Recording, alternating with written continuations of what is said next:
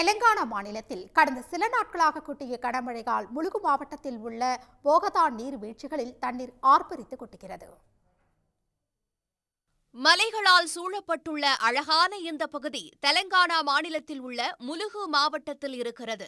கடந்த சில நாட்களாக இம்மாவட்டத்தில் தொடர்ந்து மழை பெய்து வருவதால் இங்குள்ள சீக்குப்பள்ளி ஓடையில் பெருக்கெடுத்த மழைநீர் போகதா பகுதியில் அருவியாக கொட்டுகிறது. இதையடுத்து தெலங்கானாவின் நயகரா என்று அழைக்கப்படும் போகதா நீர்வீழ்ச்சியை காண சுற்றுலா பயணிகளுக்கு வனத்துறை அதிகாரிகள் அனுமதி அளித்துள்ளனர்.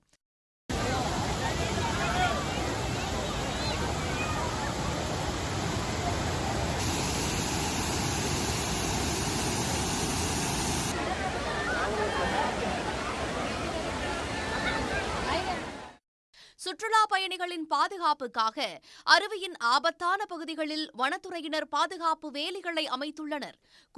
குடும்பமாக போகதா நீர்வீழ்ச்சிக்கு படையெடுத்துள்ள சுற்றுலா பயணிகள் அங்கு அமைக்கப்பட்டுள்ள கோபுரத்தில் இருந்து அருவியை கண்டு ரசித்து வருகின்றனர். மலையை கடந்து நடைபயணமாகத்தான் இப்பகுதியை அடைய முடியும் என்பதால் தெலங்கானா அரசு இப்பகுதியில் பாதை அமைத்து தர வேண்டும் என்று சுற்றுலா பயணிகள் கோரிக்கை விடுத்துள்ளனர். உடனுக்குடன் செய்திகளை தெரிந்து கொள்ள சன் நியூஸ் பெல் ஐகானை கிளிக் பண்ணுங்க.